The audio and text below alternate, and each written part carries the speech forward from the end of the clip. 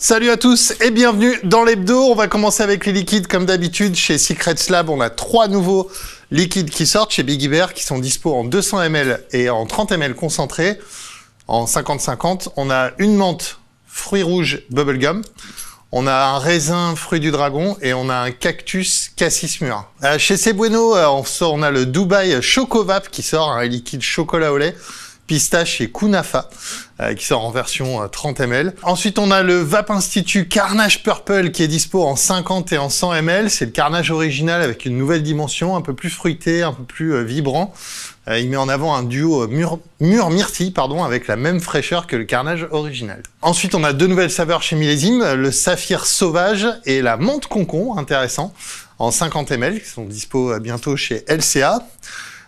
On a les Mojo Vapors qui sortent 4 nouveautés en 50 ml aussi. On a le Tropical Flash, fruits exotiques, fruits rouges.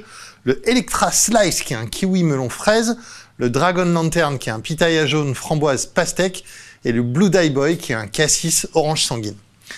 Enfin, on a les Fake and Vape de LVP Distribution. C'est 5 saveurs qui arrivent prochainement. Le pitch, ne vous fiez pas à la couleur. On commence par le violette, qui est un liquide qui n'est pas à la violette, d'accord, le violet, qui sera plutôt goyave, fruit de la passion et litchi avec un petit peu de frais. Ensuite, on aura un liquide jaune qui n'est pas à l'ananas, mais au citron.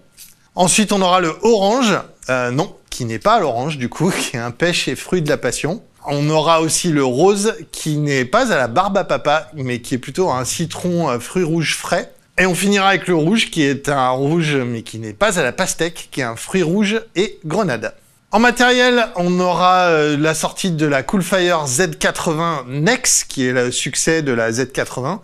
Cette petite box de chez Inukin, très compacte et très jolie, qu'on connaît déjà.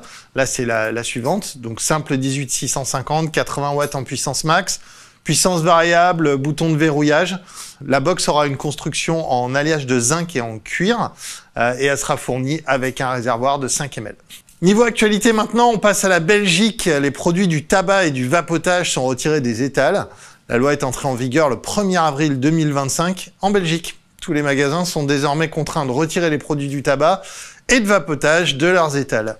Les produits restent en vente, mais on peut pas, ils peuvent plus être visibles par les clients. D'ailleurs, il y a une interdiction qui touche aussi les magasins alimentaires de plus de 400 mètres carrés qui ont l'interdiction stricte de vendre ces produits, donc évidemment pas de grande surface.